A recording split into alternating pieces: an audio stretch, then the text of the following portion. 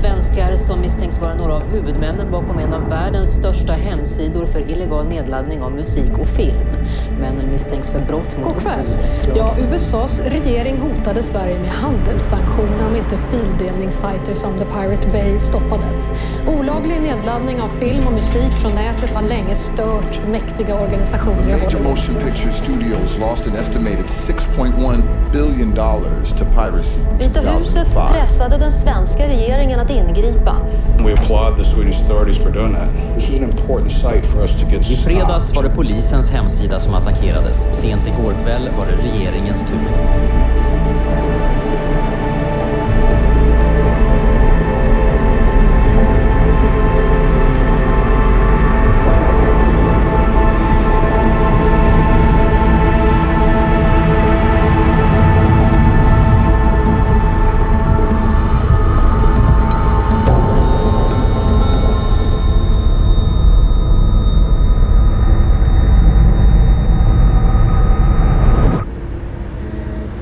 Imorgon så startar rättegången mot grundarna av fildelningssajten Pirate Bay. Idag möter de media.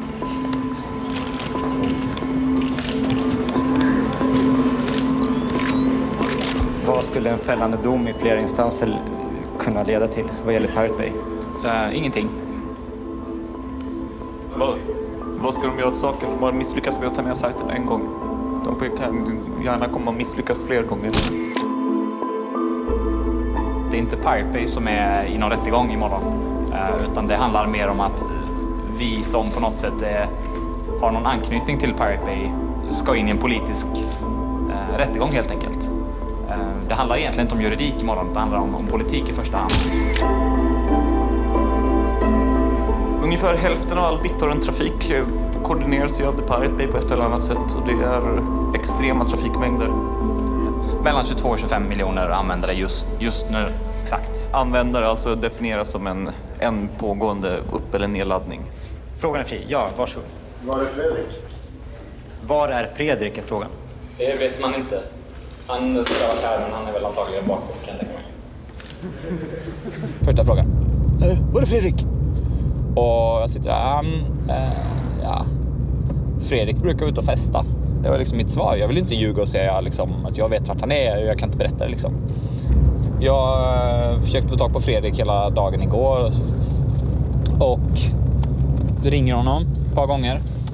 Och sen svarar han till slut. Och så säger han: vet du vart jag är? Bara, nej. Jag är på Arlanda i terminalen. Bara, jaha, vadå? Jag sticker nu. Bara, va?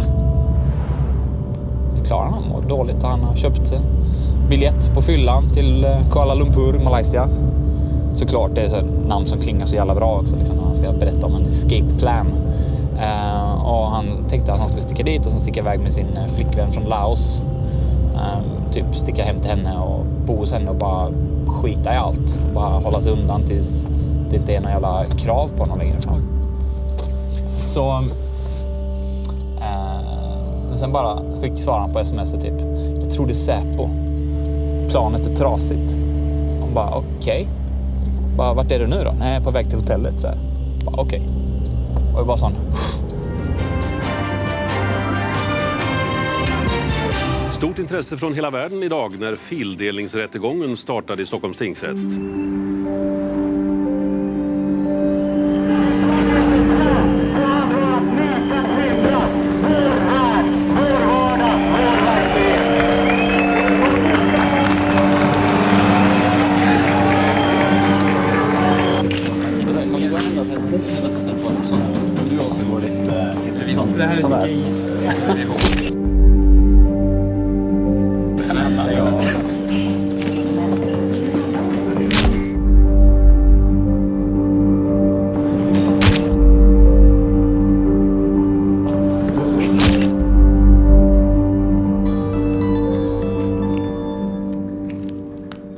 Monique Wadsted.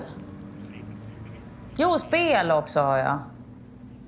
Spel, inte musik, nej. Men det är vi som har det största skadeståndsanspråket.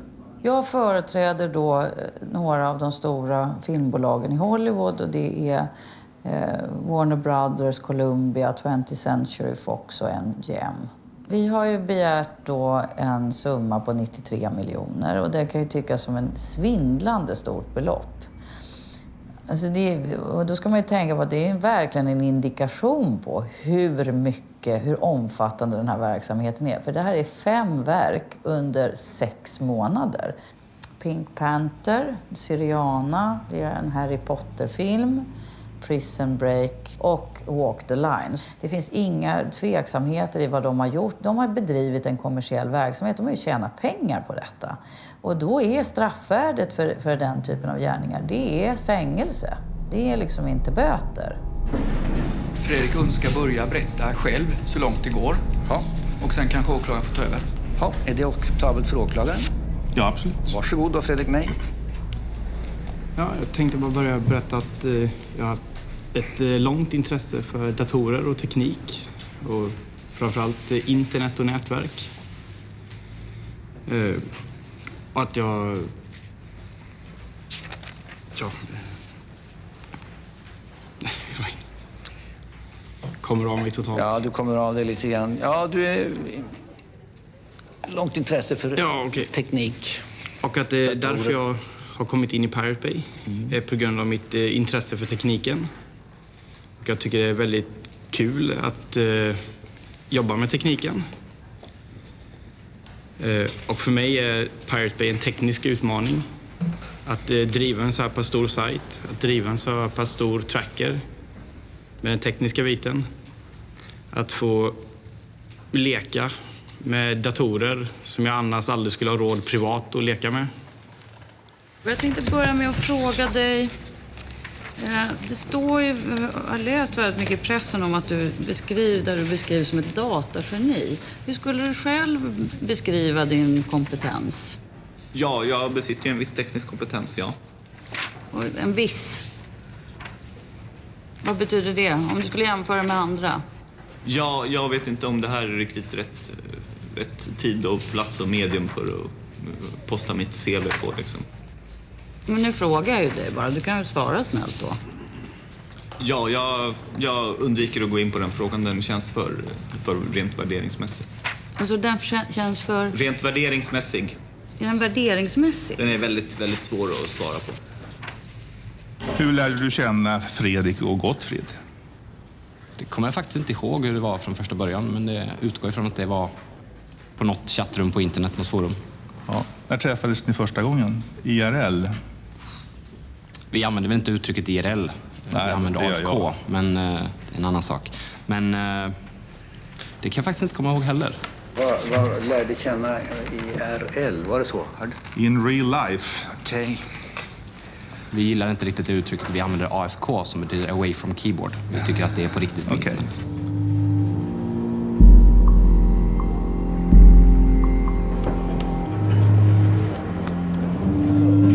Så här ser vårt kontor ut ungefär. Är du inne i Pirate Bays? Japp. Allra heligaste nu? Ja. Här har du några av dem som jobbar på det. Är det folk som är inne och jobbar just nu? Ja, precis. Var sitter de någonstans? Är det i Sverige eller vad är det? Det är nog USA, det är USA eller England, Finland tror jag.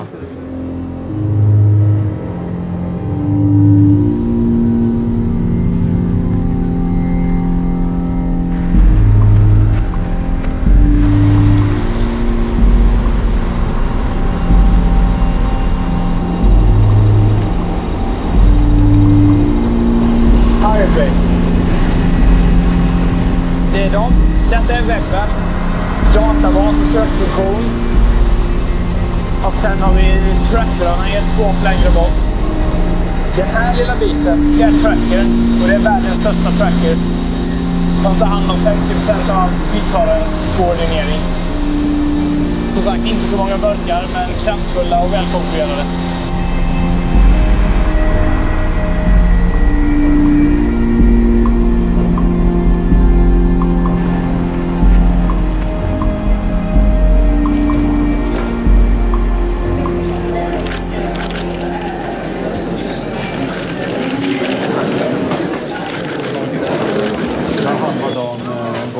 kändes det där inne? Ja, mest långtråkigt hittills. Jag tror att åklagarens strategi är att ljuga så mycket som möjligt på så tråkigt sätt som möjligt. Att man helt enkelt somnar under förhandlingen och inte är fysiskt kapabel till att försvara sig. De här som säger att ni har tjänat massa pengar på att illegalt material sprids. Säkert tjänat en massa pengar, men så har det kostat en massa pengar att driva sajten också. Hej! Okej, men vi springer ner till Antingen helt enkelt. Hej. Men jag tycker vi går och äter nästan. Okej. Inte vegetariskt.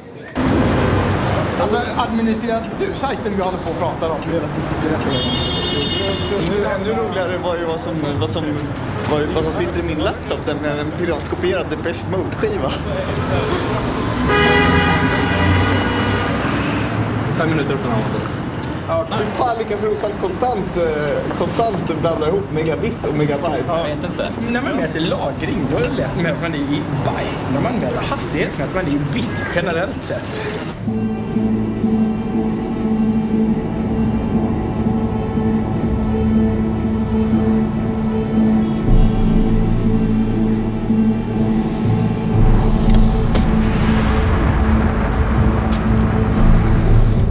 Det började egentligen med att Gottfried hade en sajt som hette America's Dumbest Soldiers. Som är ungefär så här, man får ratea 1-10. Och så var det amerikanska soldater som dog i det första Irakkriget. Och så fick man ratea hur dumma de var. Tack vare att de hade dött på olika dumma sätt. Och den var ju verkligen uppskattad av USAs regering eller någon annan. Så jag hade ju en lina över, så jag lät honom ha den hos mig. Och den var från British Telecom. Och någon från amerikanska utrikesdepartementet hade ringt chefen på British Telecom. Som i sin tur hade ringt chefen på den operatören i Sverige där jag jobbade på. Som i sin tur ringde mig. Så i rakt nedstigande läget från USAs regering fick vi order om att ta bort den. Och vi höll på att bråka jättelänge innan vi tog bort den. Och hävdade att det var yttrandefrihet och parodi och alla de här lagarna. Men till slut så tog vi bort den när det blev alldeles för mycket. Och ungefär 2 månader senare så behövde Gottfried mer bandbredd åt Pirate Bay. Och då hade jag ju fortfarande den linan tillgänglig. Och då stoppade vi upp Pirate Bay där.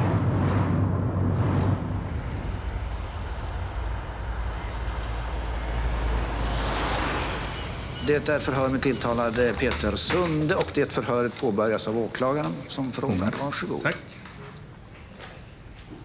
Stämmer det att i det skåp där Pirate Bays datorer tog i slag, där fanns en dator som tillhörde dig? Jag köpte en dator som jag gav till Piratbyrån. Ja. Och vad är Piratbyrån för någonting? Det är en löst sammansatt organisation som diskuterar internet.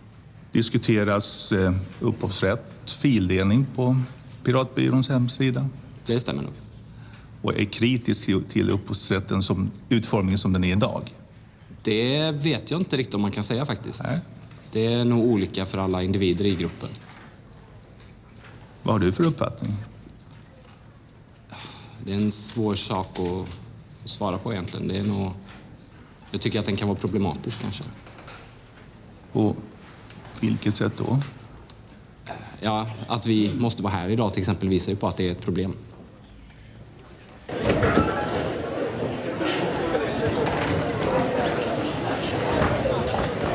Till att börja med så tror jag inte på att det skulle finnas någon form av idé hos vanliga ungdomar om att upphovsrätt skulle vara fel eller så. Det tror jag är en myt och den har liksom den här kopimistsekten varit väldigt duktiga på att marknadsföra. Och sen så gjorde vi...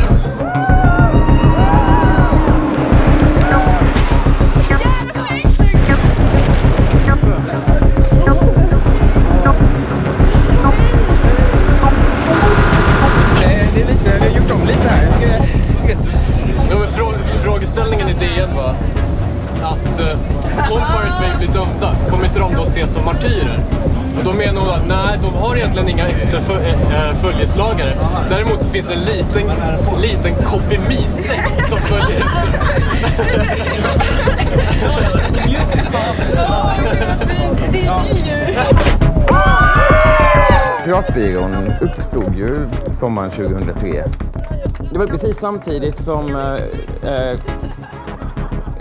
skivindustrin åtalade Napster i USA. Läkemedelsindustrin åtalade sydafrikanska staten för att ha kopierat HIV-mediciner. Namnet var ju givet, liksom. Namnet Piratbyrån. Det handlade ju inte så mycket om att vi var lagda åt piratromantik med så här lapp för ögat och sånt. Den har vi aldrig gillat så mycket, men när det ändå fanns redan anti-piratbyrån så ville vi visa att vi var...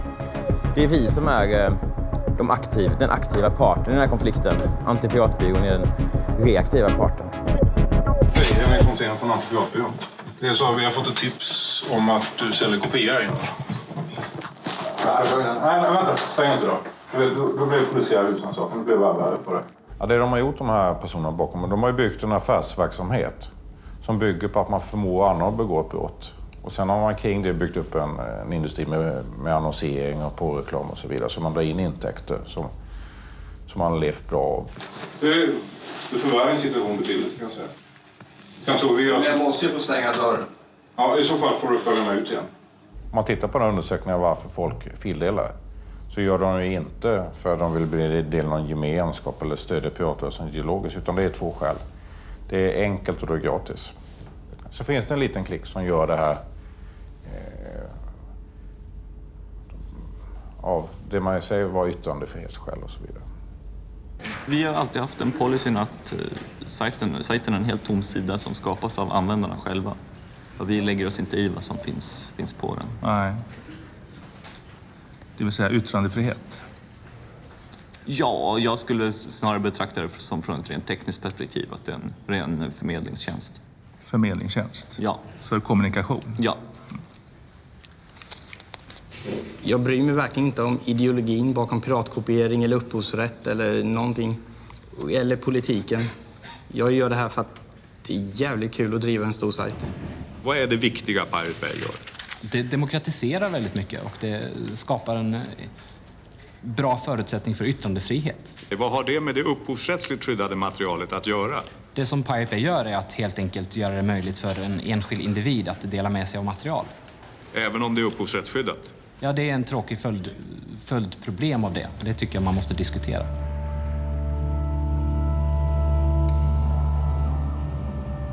Vad hoppas du på? Jag hoppas på att vi inte har ett totalt övervakat nät som är begränsat. Och det är väl den största frågan just nu, att upphovsrättsindustrin gräver en grav för internet. De tar inte hänsyn till samhällsnyttan av ett fritt nät. Det är väl det stora problemet, att det är gamla människor som sitter och styr i bolagen som vet hur man tjänade pengar förr och inte vill förändra sig. Liksom. De är rädda för förändring. De är lite som Amish-folket. Liksom. De vill inte ha elektricitet, för de vet hur man gör saker utan. Roger Waters kallar säsong 9. Den som laddar ner en film, tror du att han sen går och köper samma film? Att han ska gå och köpa? Ja, eller på något annat sätt. Det är mycket möjligt. Och det beror på kanske kvaliteten. Om han blir väldigt intresserad och vill ha en jättebra kvalitet. Om man har ett DVD som har extra material i. Det är väl det. Det gäller att öka värdet av de produkter man säljer så att det funkar som marknadsföring i så fall. Om man ska lyckas anpassa sina affärsmodeller till den nya världen. Tack så mycket. Jag vill först ha det sagt att anledningen till att jag ringde till din institution och ställde de här frågorna, det var att vi inte kunde få fram ett komplett CV på dig. Och du har uppgett dig vara professor här till rätten, och då på institutionen svarar man att du är tillfällig gästprofessor. Och det är alltså bakgrunden till de. Vet du hur man använder Google? Då kan man hitta en CV väldigt enkelt på mig. Jag tror vi hade lämnat den frågan. Nej, men jag tror det också. Men, ja, men då är vi överens om det. Bra. Då har vi lämnat den frågan. Tack, herr ordförande. Tack. När du fick den här tjänsten, fanns det några konkurrenter till den tjänsten? Jag trodde vi hade lämnat den här frågan, herr ordförande. Det är en fråga jag vill ha svar på. Har du möjlighet att svara på frågan? Det har jag ingen aning. Jag blev ombedd att komma dit. Jag gick igenom, nu ska vi tillbaka igen på det här, exakt igenom samma urvalsmetod som varje professor på KTH. Alla mina skrivelser fick lämnas in. Vi hade 3 professorer, 2 internationella experter på det här som bedömde att jag var en sån person som skulle ha det här tjänst. Tack så mycket. Du ska gå fort om du bara svarar på frågorna. Alltså det är hur långt kan man gå? Ja, jag har ingen förslag över ditt resultat som du för fram. Så man har inga angreppspunkter. Man försöker angripa på det personliga planet. Här är KTH, Kungliga Tekniska Högskolan, professor Roger Wallace. Jag tycker det är sjukt att attackera den akademiska världen så här. Men det är inte första gången, för jag har hört talas om otrolig historia i USA, hur professorer som har sagt någonting som indikerar att fildelning kunde vara positivt för branschens utveckling har verkligen jagats med piskan. Så det är trist att de här amerikanska metoderna kommer till Sverige nu, tycker jag. En sista fråga dock från domstolen, och det är om ni begär någon ersättning för att ni har inställt er här idag. Ja, ni får gärna skicka lite blommor till min hustru. Ja, tyvärr tror jag inte domstolens budget tillåter det. It's now 2 or 3 days since the court appearance, and I'm starting to look through all the blogs around the world, and I'm looking here at the US now, torrent-free Pirate Bay's witness overwhelmed with flowers, and an awful lot of very kind people who wrote just saying, at last somebody from the older generation, I mean I'm an old man, who seems to understand the way we think. I also make the point here that as a composer, which I am, I mean a song I wrote bought our first house. I support copyright, but only if copyright really has a function of encouraging creativity, you know, an economic incitement or an incentive to create. Not the way copyright's developing now as a huge control mechanism for people who sit on large swathes of rights. En polisman som jobbat med brottsutredningen kring fildelarsajten Pirate Bay fick jobb på ett av världens största film- och musikbolag bara veckor efter att förundersökningen avslutats. I ett mejl från Warner Brothers Entertainment säger man bland annat att de uppgifter som förekommit i media om en förmodad intressekonflikt är ren spekulation. Han sålde sin lägenhet, köpte ett hus i slutet av augusti. I augusti, efter han fick veta att han fick jobbet. Jag blev väldigt ledsen när ni inte inledde en förundersökning vad han sysslat med. Vi står ju här nu och du säger saker som jag inte har aning om. Det enklaste och bästa är att du plockar fram det material du har och lämnar in det till polisen. Jag gjorde det, men de la ner det för de tyckte att det inte var speciellt intressant att utreda. Ja, då kan inte jag göra det. Okej. Den inkomst som man deklarerade året i fråga som är över den vanliga polislön är inkomst av kapital på 890 000. Alltså den här jävla rättegången blir bara bizarrare för varje dag som går.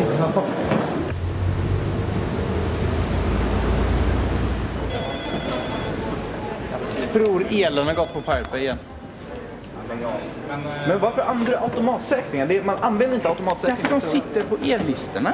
När automatsäkringen har gått typ 5 gånger så funkar den helt enkelt lite längre. Då måste man byta ut den. Då måste man bryta all ström. Mina laptops går bara sönder så jag hinner aldrig klistra något på dem. En spillde jag gin och tonic i, en spillde jag öl i och en trillade jag över och spräckte skärmen på. Finns det velan och så här? Ja, man busar. Gör de inte? IFK fick vela 0, Ki, SK och bambuser. Men för i helvete! Jag har abstinens! Jag har inte nätat på hela dagen.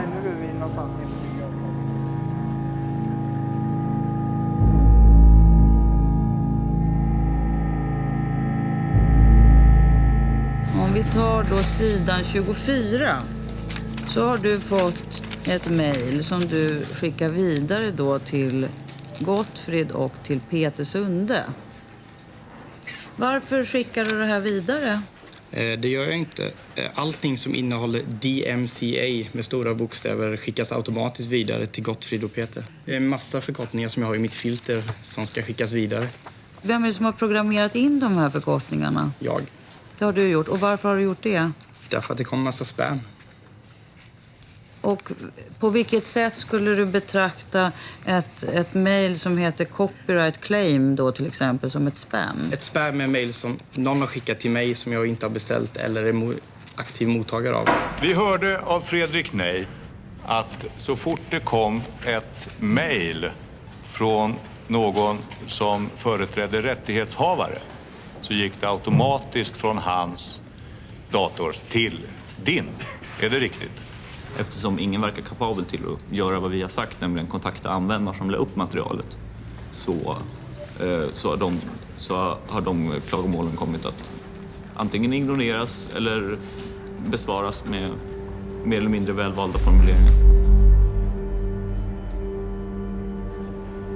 Varför gick det till dig att svara på det? Jag uttrycker mig bra i skrift, till skillnad från exempel Fredrik. Men en sån här förfrågan, den föranledde ingenting annat än hån och åtlöj? Ja, de första ungefär 100 gångerna de kom in så föranledde det: nej, du ska kontakta den som har lagt upp filen istället för oss. Och de nästa 100 gångerna? Då börjar vi ledsna.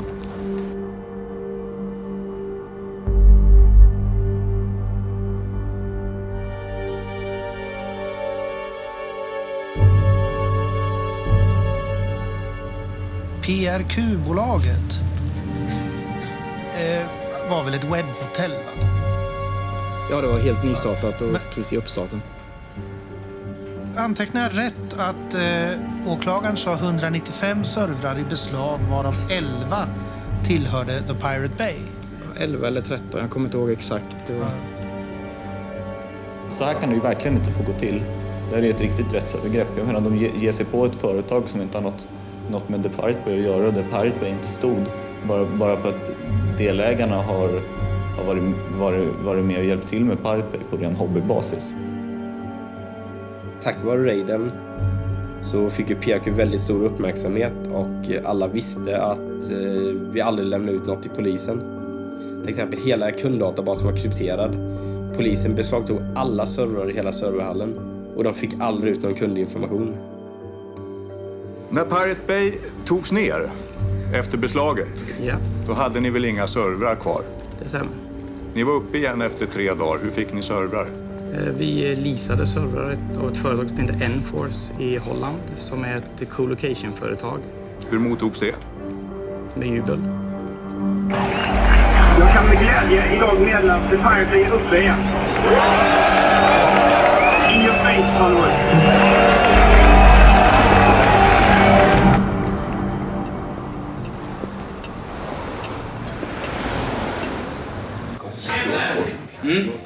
Jag kommer strax. Vad var det? Det har ni varit emot, i alla fall mot mig hela tiden. Jag får brev hem från era advokater. Så Hanoski och sånt där det står att svensk lag kan inte skydda dig. Amerikas lags långa arm ska komma och ta dig. Ni skickar privatdetektiver efter oss. Jag har haft privatdetektiver utanför mitt hus 2 gånger. Nej, men du får tyvärr ta ansvaret för det, för det är din bransch. Du förstår hur jag tänker. Kan vara film? Nej, det var musikbranschen. Men det här med musik och film är inte intressant för Pirate Bay, utan Pirate Bay är ett vanligt medium för att distribuera alla typer av filmer. Och det blir så dumt när folk här skulle uttala sig och säga att Pirate Bays uppgift är att se till att sprida illegala filmer som bara handlar om musik. Då är det så här, okej, min värld är så här lite. Det är det som ni förlorar på hela tiden. Om man istället säger bra med filmdelning och sen kan vi försöka komma på ett sätt ihop och låta artister känna med pengar. Men ni gör ingenting med det. Ni tycker det och sen så, ja men vi stämmer alla som använder det. Nej, det gör vi inte. Helst skulle inte vilja döma en enda person. Helst skulle jag vilja att musikmarknaden i Sverige, att folk bör respektera upphovsrätten.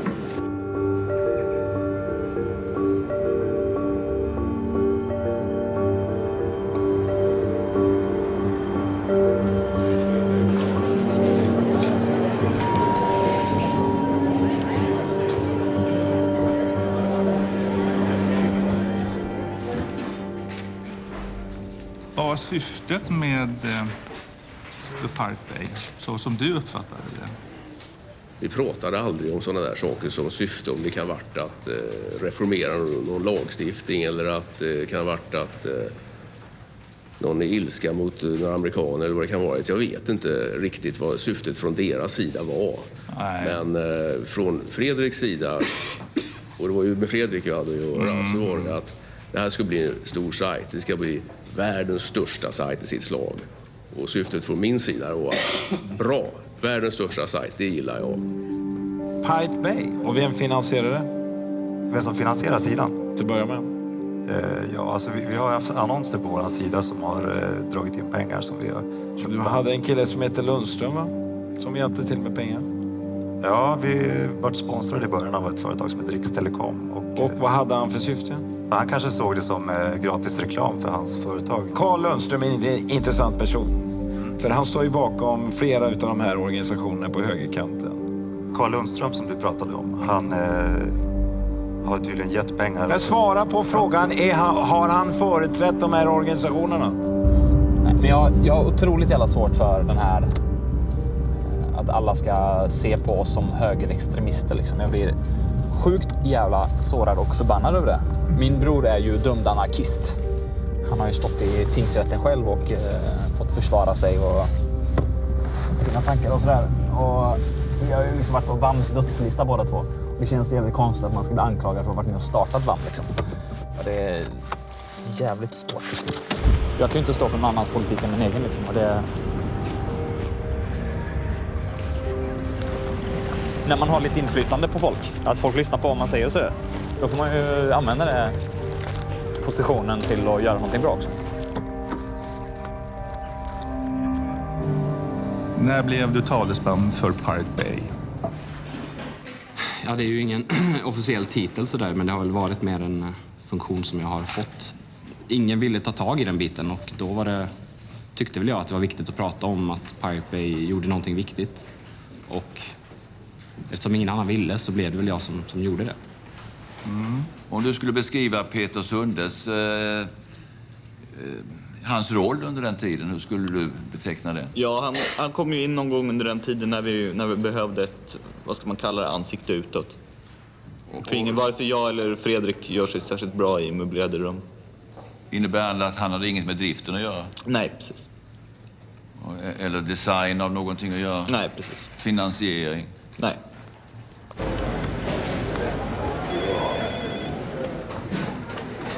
Det är AIM. Ja. Du sa till mig att det var M sen. Ja, fan, vad är skillnaden? Det är två olika nät. Det är typ så här, men jag är på Irknet. Nej, men du är på F-net. Ja, men det var skillnaden. Men kom igen. Det var ju Moderna Museet. Men du är jättehög, du får inte i huvudet. Du är jättehög. Jag är halvt döv, så jag pratar högt. Men du pratar så jävla högt, så jag blir döv. Han vill sprida sitt elände. Varför har du så dålig hörsel? Sex, drogen och industri. Sex? Jag har hört dina sex stories. Vad kostar reklamplatsen? Nu frågar de specifika 5 år gamla siffror igen. Inget jag kan svara på. Jag kan säkert leta upp lite exempel åt dig om du ger mig en dag. Men jag vågar inte ge några exakta siffror så här. 3 500 kronor i veckan, kan det vara ett rimligt belopp? Ja, det låter inte rätt storleksordning i alla fall. Det är rätt storleksordning, det är det. Fanns det något avtal när det gäller hur man skulle fördela intäkter från själva annonsförsäljningen? Det känner inte jag till alls. Känner du inte till? Nej. Jävla trött. Jag ska leva för han nu. Det är 5 år framöver. Är du Kafka eller? Ja, verkligen. Det känns som processen all over again. Ja. Man kanske helt plötsligt vaknar upp en morgon och är Gregor Samsa och kan inte gå till jobbet för jag har blivit en stor skalbagge. Hur åker du åka till Komodo? Så fort det här är landet över. It's a secret. Precis.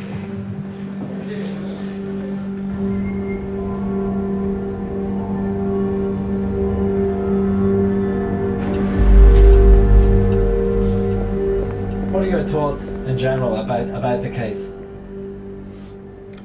It will be nice that it's finally over. Tomorrow it's just half the day and then it's just the closing arguments and then we're finished. How much money are they looking for? They want about 20 million euros in damages. But good luck finding that money at me. I don't have that kind of money. If they knew that our entire office is a chat room on IRC,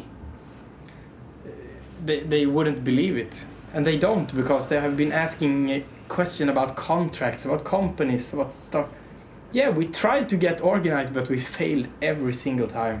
I don't think they even can grasp the idea of an organization that doesn't have any boss. People have no idea how small we are. We're just a couple of guys in a chat room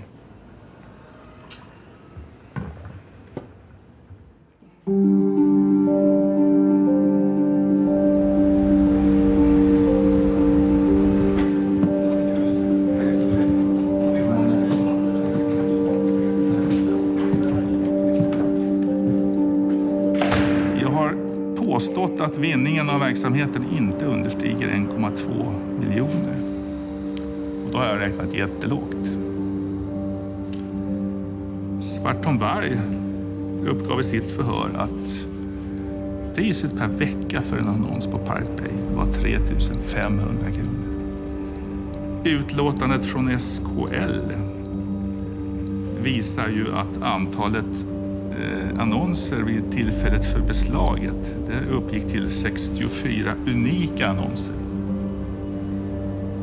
Om man sedan gör en enkel matematisk applikation så ser man ju här 3 500 kronor multiplicerat med 64. Det blir alltså 224 000 kronor i veckan. Multiplicerar man det beloppet med 52, det vill säga antal veckor per år, så är alltså intäkten 11,6 miljoner kronor. Då är Pirate Bay inte någon ideell verksamhet, utan det är en ren affärsverksamhet.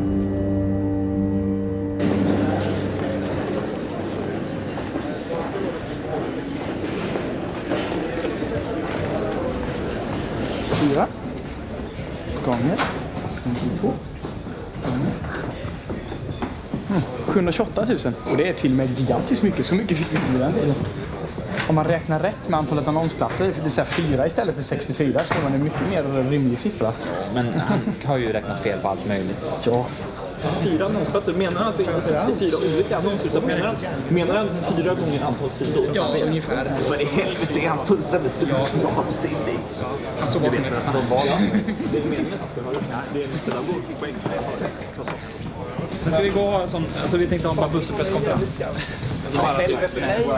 Nej, när de kallar oss för organiserade hela tiden. De förstår inte hur skrattretande det är, för det är det minsta det är. Det är brottsligt, så är det inte ens organiserade. Disorganiserad brottslighet. För dig menar du? Eller för alla? Ja, jag tror det blir för alla. Det tror jag verkligen. Okej. Får inte ta en bild på Månkan, hon äger sin upphovsrätt på sin egen bild. Nu går jag. Hej då. Hej då. Att den funkar. Vill du ha det till hjälp? Den enda hjälpen du får av mig någonsin. Tack så snällt. Jag är snäll. Jag har kvar min själ också. Ja, nu kommer Fredrik. Ska vi dra nu? Nu drar vi. Okej, pass in. Let's go. Ja, men alltså då ska vi räkna ut hur mycket pengar vi har tjänat. Då börjar vi med en exponentialfunktion. Men du kan lägga till gånger runt 64. Ja, och för en så väljer vi ett slumptal. Mellan 100 och 52 000. Kodar du på svenska? Sen tar man kvadratroten ur det och så ser man hur mycket Monix Sky kostar. Svaret? Ja. Gör det matematiskt korrekt nu också. Nej, inte fri.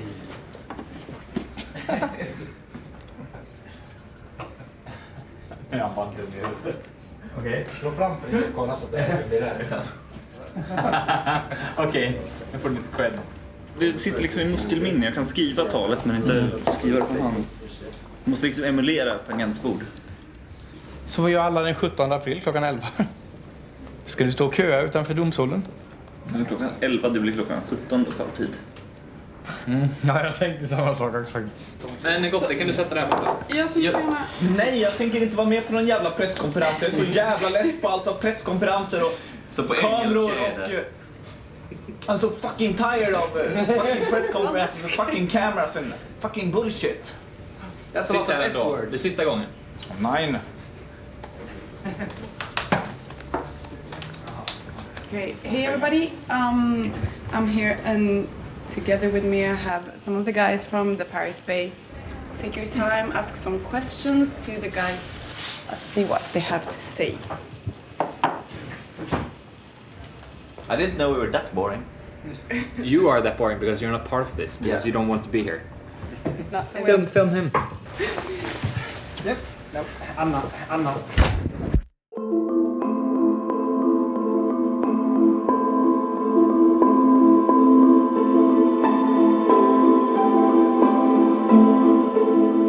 slutligen avgörs om männen bakom fildelningssajten The Pirate Bay är skyldiga till upphovsrättsbrott eller inte.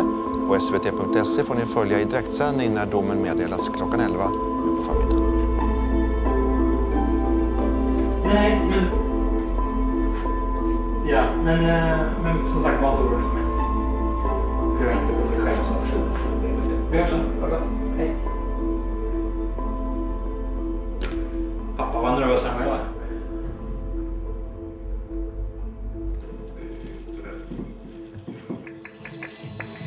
Nu har domen kommit till Pirate Bay-målet och vi är på plats, klockan är 11. Det blir alltså fängelse i 1 år för alla de 4 åtalade. Brottet heter, läser jag här, medhjälp till brott mot upphovsrättslagen. Men alltså fällande dom, fängelse i 1 år är påföljden för alla de 4 åtalade.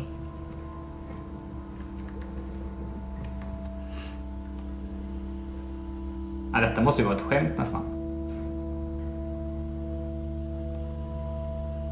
Vi är på Stockholms tingsrätt för några minuter sedan. Ja, men mamma, ta dem med ro. Det blir ingenting. Pirate Bay-målet. Det kommer ta 5 år för rätt. Nej, men ta dem med ro. Detta är politiker. Och härningsrätten istället för tingsrätten. Har de åtalade samarbetat och fungerat som ett team för driften av vidareutvecklingen av sajten. De har haft kännedom om att upphovsrättsmaterial har fildelats och därmed så anser rätten att de uppsåtligen främjat andras upphovsrättsintrång och alltså är skyldiga till medhjälp till brott. Ja, tingsrätten har idag klockan 11 meddelat dom i det så kallade Pirate Bay-målet. Och i målet uppskattat skadeersättningarna till sammanlagt drygt 30 miljoner kronor. Fuck you. Det är fan ett bra jobb i Hollywood sen. I'll come back to you. Alltså det är ju helt galet.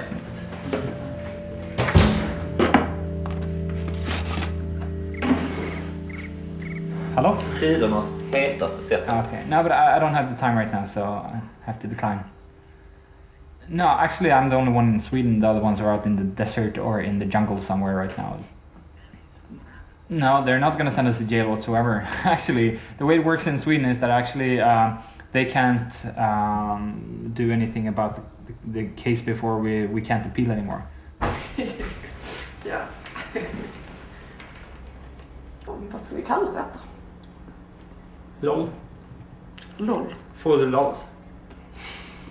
Ser man det som en film så är det här ungefär när hjältarna har precis fått den första stora motgången. Alltså som Karate Kid, han blir lite mobbad och sen så blir han spö. Och vi är ungefär vid det stadiet att vi har fått lite spö nu. Men sen så vet man ju, och det är ju Hollywood, tack Hollywood. Ni har ju lärt oss att i slutändan så vinner ju de bra liksom.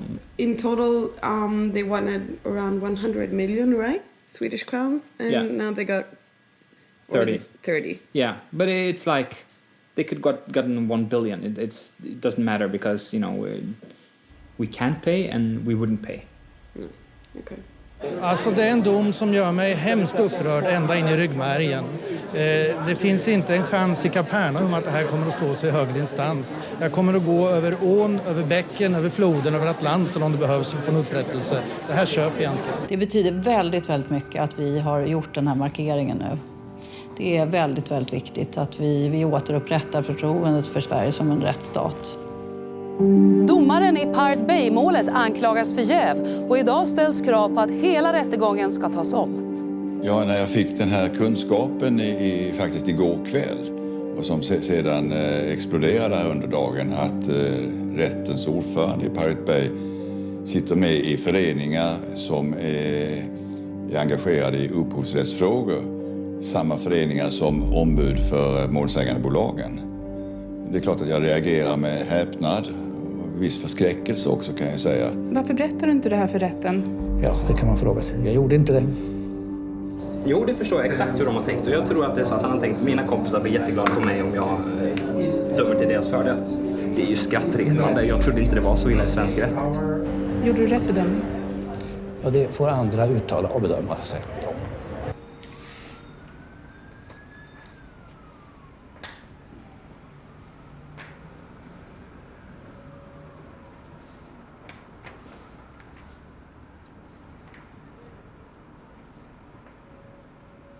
Ja, det är Thomas då, domaren, som är då domaren då i tingsrätt.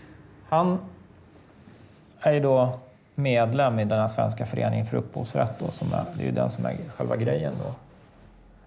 Han sitter ju då också i styrelsen för Svenska föreningen för industriell rätt. De här två föreningarna har en tidning tillsammans, NIR, samt att alla de här advokaterna som biträder då åtalet, Peter Danowski, Henrik Pontén och Monique Wadstedt, också samtliga är medlemmar i den här föreningen.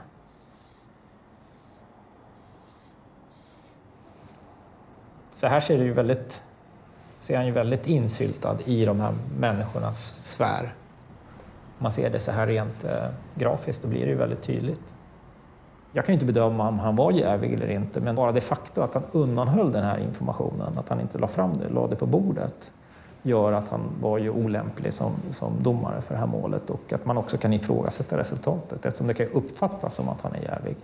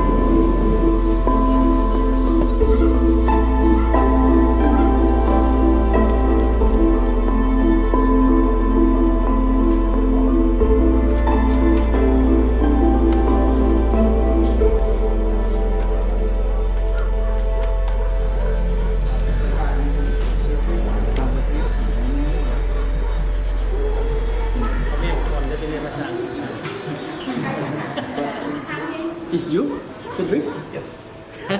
What's your job? IT engineer. Internet. Because of our country and regulation of the village, we have to pay for the engagement. How much would you like to pay for the engagement? 200,000 baht or how much? 200,000 baht. จ่ายค่าสินสอด If you should give her, you have to pay penalty 2 times. That means 400,000 baht. Okay. You agree? Just now, write down your name and sign it.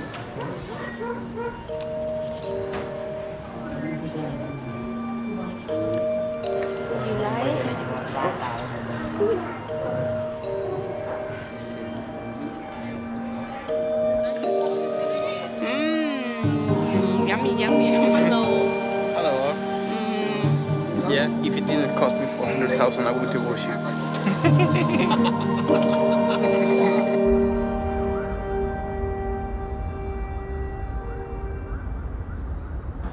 Det är som vanligt när det gäller Pirate Bay. Det är kaos och det är fulspel. I måndags så kom det ett beslut från Stockholms tingsrätt, avdelning 5, där Thomas Nordström är chef. Och beslutet var att Black Internet AB, som var Pirate Bays ISPs ISP, inte längre får vara det. Och om de skulle ge access till Pirate Bay så ska de betala 500 000 kronor om dagen i vite. Då blev det rabalder. Så de försöker finta juridiskt och vi försöker finta på ett bra sätt tekniskt. Så det är hela tiden en sån, vad ska man säga, ett taktiskt spel med olika vapen. Så vi märkte att Pirate var nere. Då letar vi runt. Vi har ju alltid backuper liksom. Och så kom jag på att Piratpartiet har ju registrerat sig som en ISP. Piratpartiet jobbar för förändrad syn på upphovsrätt, ett öppet internet och fri tillgång till kultur. Då kom jag på att om vi skulle ligga hos Piratpartiet så betyder det också att om deras internetleverantörer i sin tur väljer att klippa deras kablar så klipper de bort hela Piratpartiet. Och då klipper man ju bort ett politiskt parti som är representerade för Sverige i EU Och liksom, det är politisk censur på allra högsta nivå. Om man är hos Piratpartiet som kund eller vad man ska säga, så är man på ett sätt politiskt skyddad. Man får en diplomatisk immunitet om man vill säga så. Ja, efter dagar av spekulationer så kan Rapport nu avslöja att Piratpartiet tar över ansvaret för säkerhet och drift av sajten Wikileaks dataservrar. Wikileaks kopierade ju, eller om Piratpartiet kopierade, man återupprepade det som man har gjort med Pirate Bay, att man helt enkelt lät Wikileaks vara skyddade av ett politiskt parti genom att ha samma internetuppkoppling som dem. Och alla läckor som finns på Wikileaks har de även släppt via Pirate Bay därför att det är ingen censur där. Och Gottfried han är ju bra på teknik och kryptering och allt sånt, så han har hjälpt till med olika viktiga projekt som bland annat då Collateral Murder-filmen som gjorde Wikileaks superkänd över hela världen. Clear. Not firing.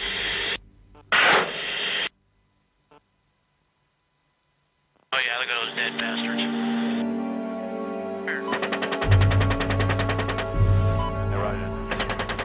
So Julian has a lot of respect for Gottfried. Yeah, I remember when Gottfried said, yes, a new customer, WikiLeaks, and they need some help because they're like under more attack than ever. Well, the first time I really got in contact was when we had to pay a bill, which I still remember, because no one, and that was a constant problem we had, no one remembered the stupid customer number. And no one wanted to say anything on the phone and stuff. So I remember in 2008, I flew to Sweden to pay the bill in cash. Okay. Because Gottfried always said he didn't want to have money from WikiLeaks. Oh, but we paid, I mean, I flew there and I paid for 1 year and I paid for a bit in advance. Okay. So, well, Julian was with me. He flew in as well.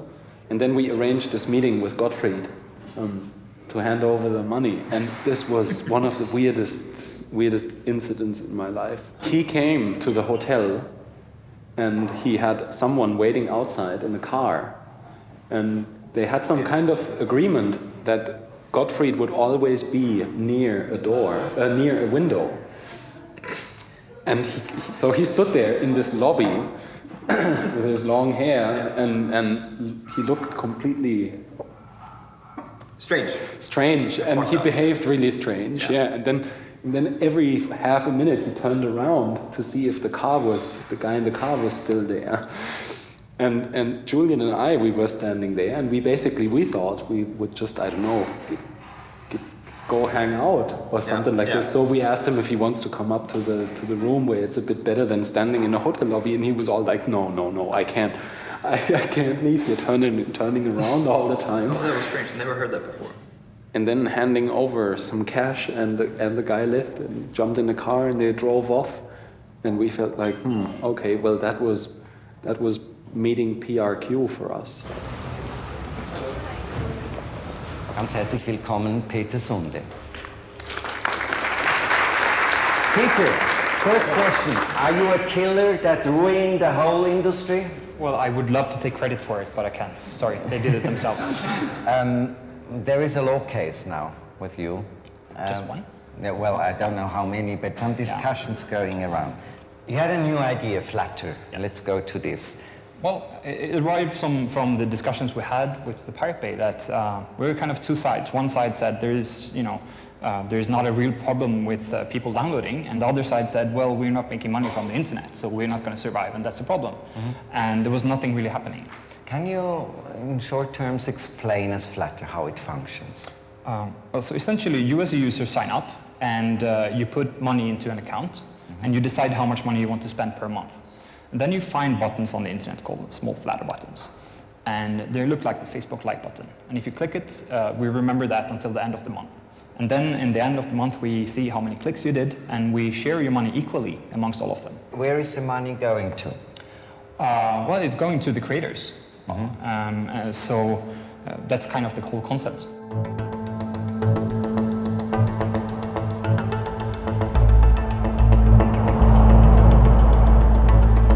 Idag startade rättegången i Svea hovrätt mot männen bakom fildelningssajten The Pirate Bay. Hallå, vi får hälsa idag igen. Tjenare. Fan, är det ett slaget gäng här? Alltså, jag har slagit till med full kraft. Helt genomsvettig. Hyra en bil skulle kosta 2,7 i veckan. Jaså? Den köpte jag för 4, så har jag den i 6 veckor. Nej, den är inte avstängd. Nej. Den är till och med skattad och besiktad från december. Där har jag 50 miljoner kronor och så gör det Trafikförsäkringsföreningen, lite parkeringsböter. Det stör mig inte så jävla mycket. Oj. Då ska vi till Svea hovrätt.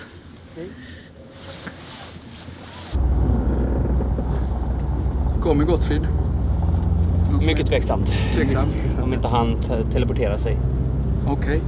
Han skrev i morse att han låg på ett sjukhus med parasitinfektion i Kambodja. Jaha. Eller? Så ja, det är nog högst otroligt att han skulle komma. Har ni några andra pågående rättegångar? Ja, det är ju tvistemål. Just det, de pågår bara idag. Vitesgrejerna. Men hur många är det egentligen? Ja, en i Italien, en i Holland.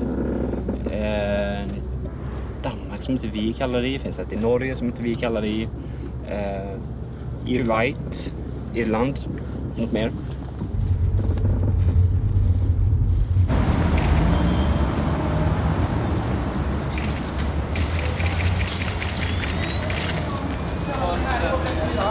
Vad är det viktigaste i det här målet som du ser? Och jag tror att det är väldigt viktigt att man tar en mer syn på hur samhället ser ut och hur samhället borde se ut och inte bara döma ut efter vad stora företag skulle tjäna mer.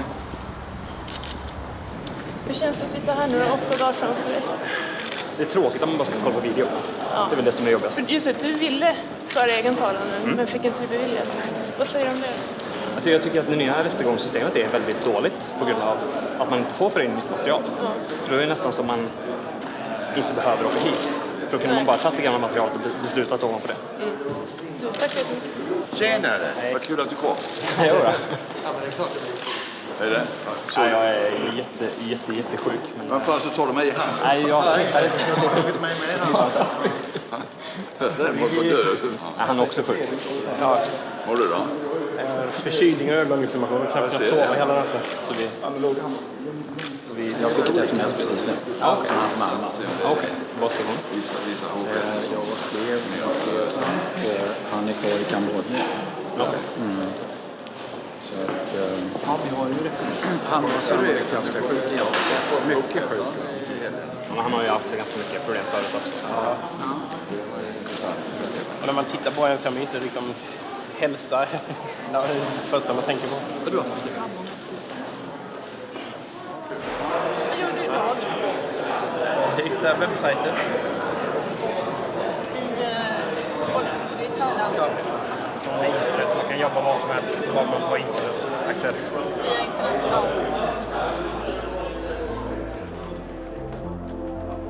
Åklagaren Håkan Rosvall anklagar de åtalade för lagtrots eftersom de fortsatt att driva sajten även efter tingsrättens fällande dom. Och han vill att den domen på 1 års fängelse för alla 4 ska stå fast.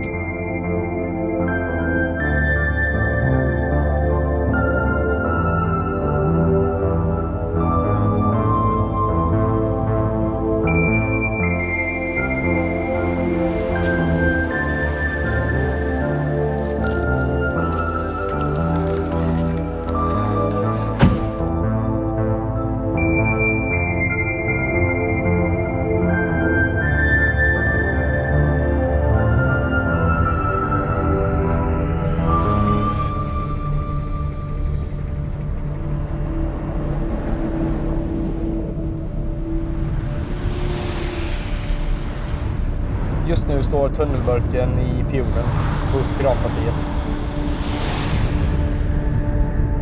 Pionen är ett skrytbygge i Max-stil. Tunnelburken är ingången från internet till Pirate Bay. Sen sker allting bakom någonstans. På de riktiga servrarna som är gömda. Nu är vi på väg till det riktiga berget.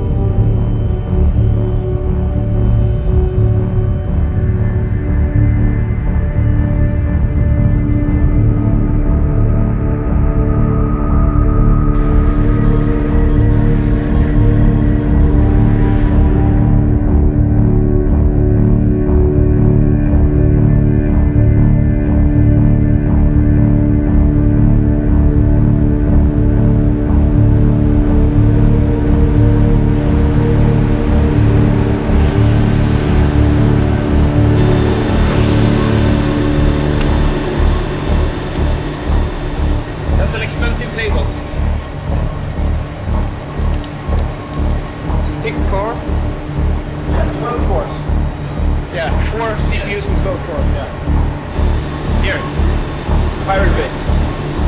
That's all. We run an efficient ship.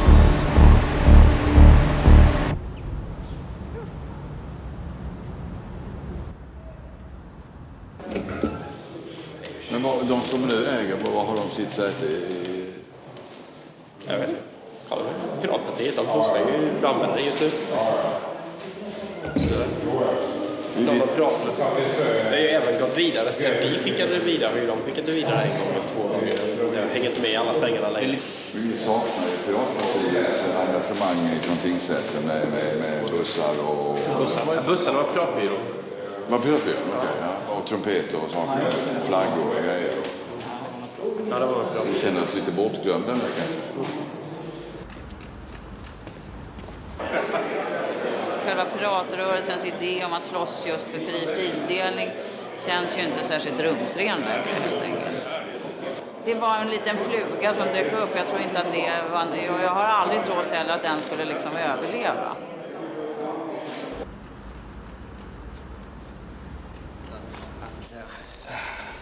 Kan man tillbaka om vi vill inte ha dem? Nej, men då vi behöver inte skriva på dem, men det är i alla fall delgivning eller av. Hur går det ihop? Det går ihop. Ja, jag kan inte tvinga dig att skriva på. Så att nej, det kan du verkligen inte. Nej, det kan jag. Enligt lagen ser du delgivning i alla fall. Ja, vem är du? Delgivningsman. Kan jag se din legitimation också?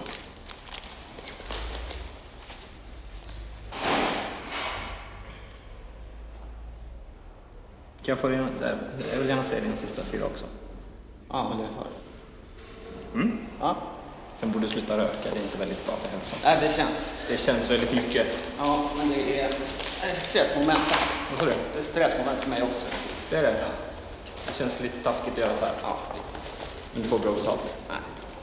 Varför gör du då? Jag har ett jobb. Har du barn? Ja. Då förstår jag det. Men du kan skaffa något bättre jobb. Ja, fundera på det. Men vad är det för Danowski? Det står inte Danowski där. Nej, men det är någon som har skickat mig. Jag vet inte, jag har inte läst vad det handlar om. Så du vet inte vart det kommer ifrån? Jag håller med. Ja.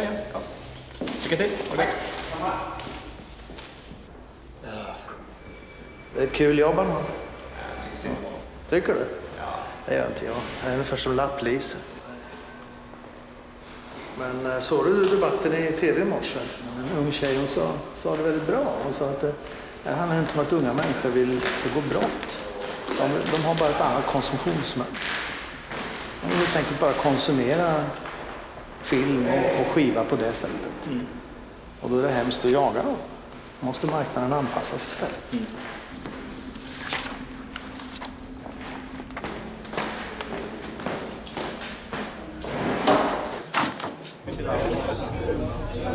Håll er undan från piraterna! Jag bor i Bangkok och i Laos. Jag har en lägenhet i Bangkok.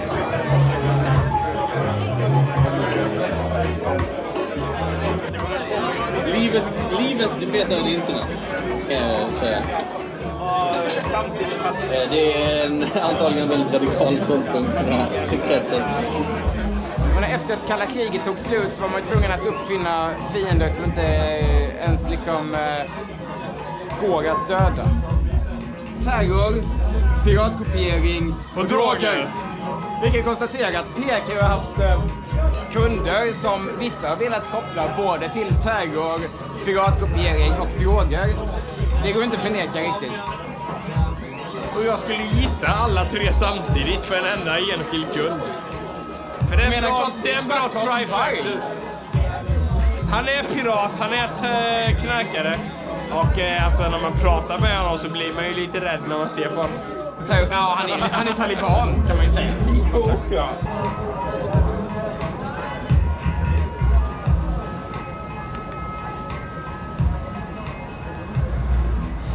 Jag kom tillbaka till Sverige från Kambodja.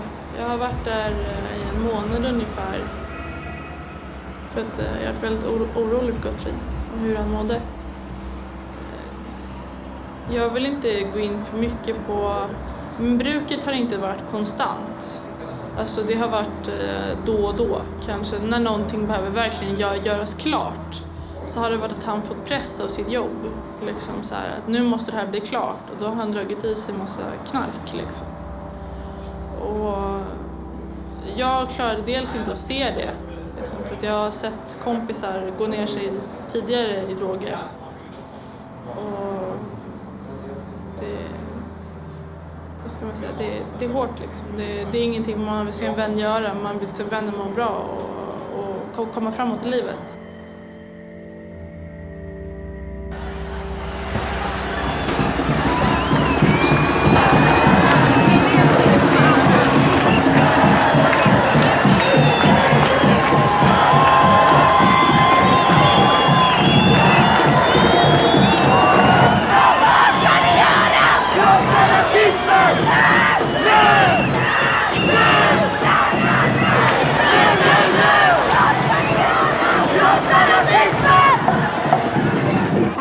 Is a fucking vegetarian leftist bitch-ass bastard. He got balls because he's in the Pirate Bay, right? He's giving all the interviews. He's still a bitch. He does it because of ideological pussy-inflicted instincts. He needs to look himself in the ass and take his own life in his hands. Om man är på riktigt har tagit en öl eller två, då blir han den jobbigaste människan på jorden. Och problemet är att han tar 1 eller 2 öl åtminstone varje dag. Isn't there some connection to right-wing parties in Sweden? Carl Lundström, one of the co-defendants, he was before a right-wing extremist. He found a lot of crap, but in the end, he married a Jewish girl. He has 4 kids. To call him a right-wing extremist, maybe 10-20 years ago, that was correct. Now, I wouldn't say that. Om Carl Lundström är främlingsfientlig så är jag fan också främlingsfientlig. Alla gånger jag har fått stryk, alla gånger jag har blivit rånad, då har det varit invandrare i Sverige. Och med invandrare menar jag inte typ såhär 7:e generationens finne. Det menar jag törkblattejävlar. Men vad ska man säga? Han är dum i huvudet när det gäller sådana saker. Han har aldrig tänkt själv, utan han har liksom bara gått på vad hans föräldrar har sagt och gjort så här. Han är alkoholiserad rasistkräk.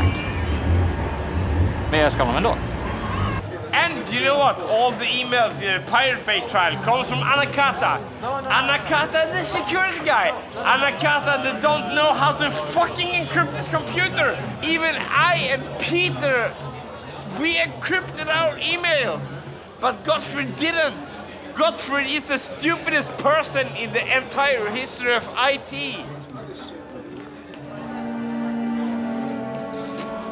And yeah, the Pirate Bay is really tight.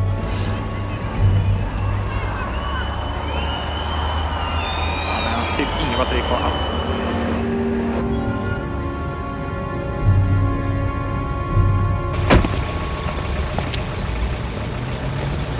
Det är förvånat att det inte är några kameror i.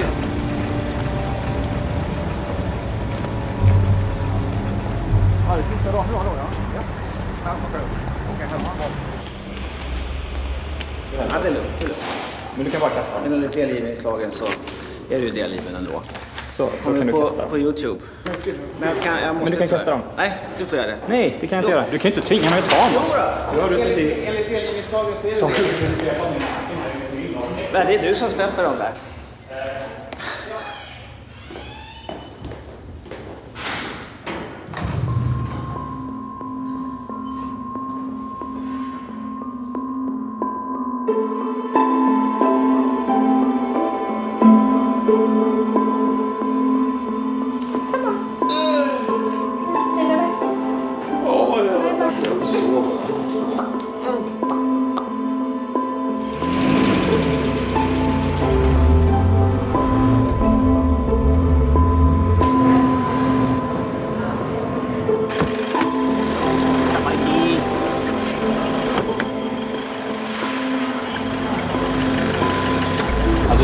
När jag vinner imorgon så ska jag stämma dem på många miljoner. Alltså.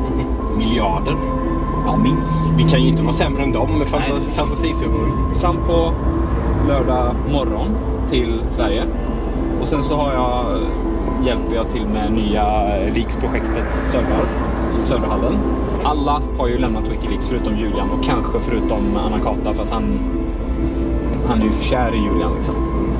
Fan, blinka om du ska svänga, ditt jävla gullu-anus. Men god damn it! Thank you. Hello. How are you? I'm fine. Hey. See you again. You're good?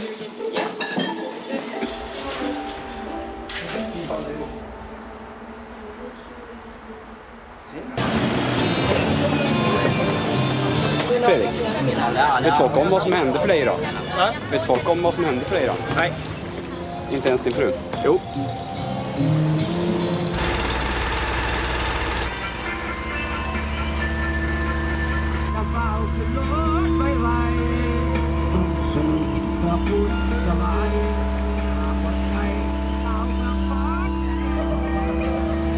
Jag vet inte.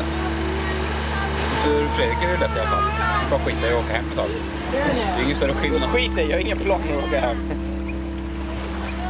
Jag vet inte. Alltså jag har ingen aning. Jag vacklar lite fram och tillbaka. Men jag går inte med på att bli dömd. Jag kan ta ett fängelse. Men alltså, varför göra det om jag inte behöver?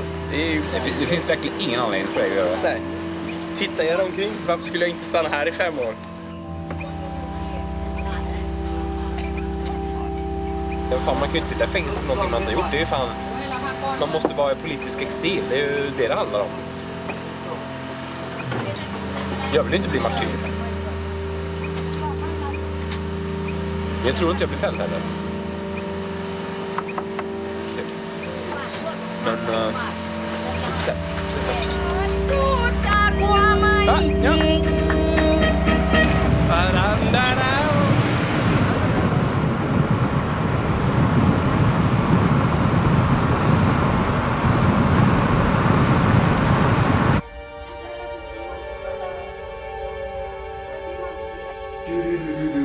Dear man.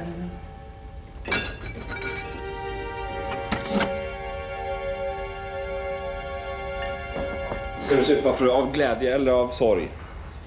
Eller supa för... Kan jag säga till dig om 12 minuter? Nej, internet synkade just upp. Jag tror det är ett omen. Sluta lagga. Frias Gunnar till Per idag skulle det vara en seger för friheten på internet. Kolla vilken ögoninformation jag har. Piraten Gottfrid Svartholm Varg lämnade sjukintyg. Som det stod i tidningen. Gottfrid Svartholm Varg var sjuk.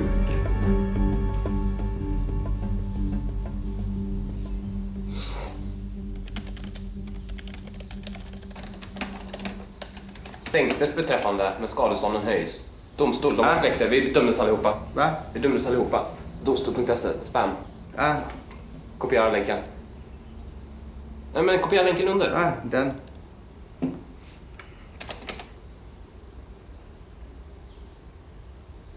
Beträffande de 3 tilltal anser hovrätten bevisat att de medverkat i verksamhet på olika sätt och i varierande grad. Fredrik Ney döms till 10 månader, Peter Sunde till 8 månader, Carl Lundström till 4 månader.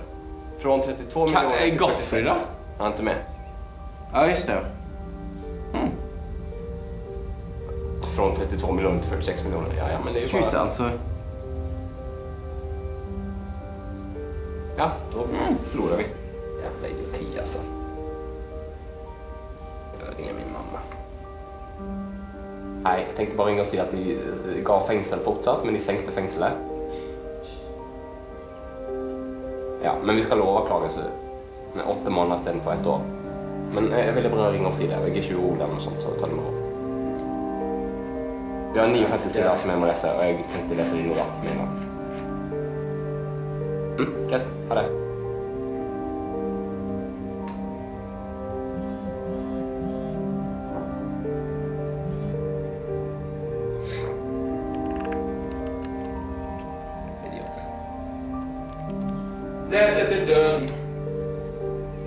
God damn it. Ja, det. Jävla Windows-bajs. Nu är det under gränsen. Nu är det 5 år preskription. De kan inte utfärda internationella arresteringsorder.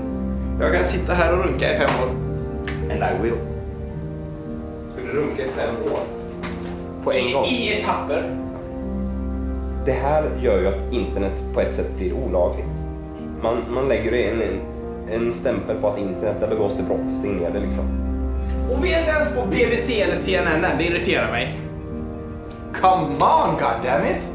Vi får helt enkelt leva med att vi är oviktiga nu för tiden.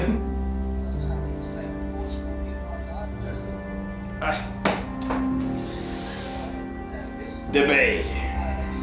När får vi nät igen då? Klockan typ 2 timmar.